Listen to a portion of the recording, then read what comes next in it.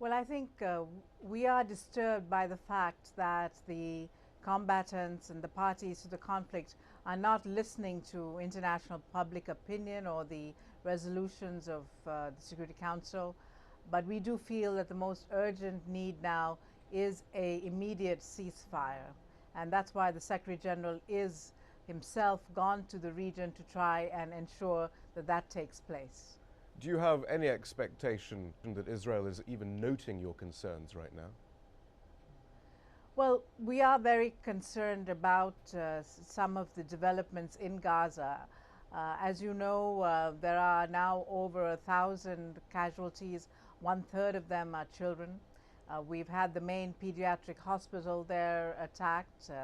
We have a school that has been attacked, as you know, and a lot of the displaced are children, and they're all just trapped in there. We can't evacuate them.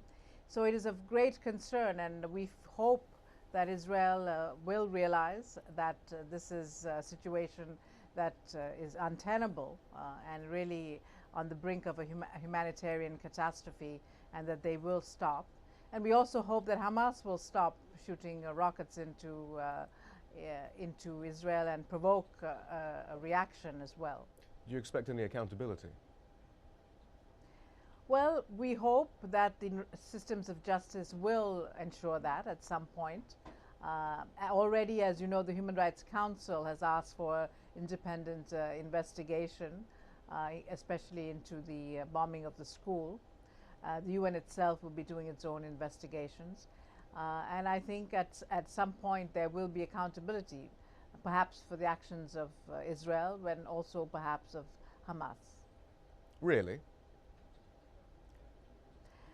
Well, I know you're skeptical, but it is extraordinary in other areas also. People think that there is no accountability, but at some point, it may not take the form of a court, but there are other ways in which accountability and other issues are resolved, issues of transitional justice. And there may come a day for the Middle East where people will call on systems of justice as well as truth commissions and others to bring out the facts and to hold people accountable. We can't rule it out. But might it not be more effective? I know you're trying your best, and I know you know there are particular difficulties, especially with regards to conflicts involving Israel. But perhaps if you were to say right now, look, we have evidence of war crimes, for example, and you seem to be sort of edging around these sorts of issues. But if the UN Special Representative on Children and Armed Conflict made perhaps a more emphatic statement rather than expressing grave concern, might that not make a difference? Well, I think at this point, you know, we have to know what is strategic. What we feel now, what is strategic, is to try and get a ceasefire. And that, I think, is our number one priority. Accountability can only come after that ceasefire. Even to gather the evidence or to make the case, we have to be able to get into Gaza, to get the witnesses, to talk to them, etc. So I feel that all our efforts at the moment have just one goal, and that is ceasefire. Are you surprised then when international envoys who are theoretically trying to also work for a ceasefire, Tony Blair comes to mind, the Quartet envoy, he talks about a ceasefire, though, in terms of there being no point really in an immediate ceasefire unless Israel gets what it's demanding. That is an immediate, long-term aims of Israel's security and so on. There doesn't seem to be that urgency. Have you been able to communicate to some of these envoys the need for an international ceasefire, perhaps preceding some of these diplomatic niceties and long-term solutions? Yes, we have been in constant communication with the firm reps here, etc. And I would say it's wrong to say that there is no sense of urgency. I think there is a sense of urgency on all sides.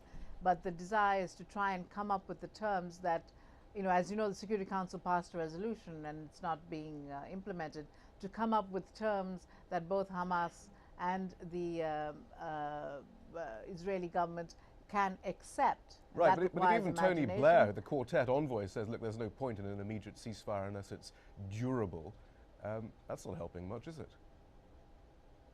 Well, I don't know. I have a lot of faith that this process in Egypt may bear fruit soon. and we hope that will be the case. But do we have time on our side? Shouldn't Tony Blair be out there, or any UN official or envoy or anyone who's vaguely speaking for the UN be saying, look, we can talk about this, but stop the guns now? Well, that's what we're saying. But the point is, someone must listen to us. Right, but if therefore to get the quartet, the UN's on that quartet, your own representative then isn't even calling for that. Well, I think the UN has been calling for it, and short of we have to try and get them to implement it. Even right, but Tony Blair's not calling for an immediate ceasefire. He's calling for various parameters to be reached and then a ceasefire to be installed. It's not ceasefire first and then let's try and figure out these parameters. It's let's get the parameters sorted out, then we can have a ceasefire. Don't you think Tony Blair might have had it wrong? Perhaps he has it wrong, because I don't think that is what the Security Council resolution wants. I think they want an immediate and durable ceasefire, but I think they want to do it quickly and to try and get conditions that both sides can agree to. And my sense is that they are quite close to that.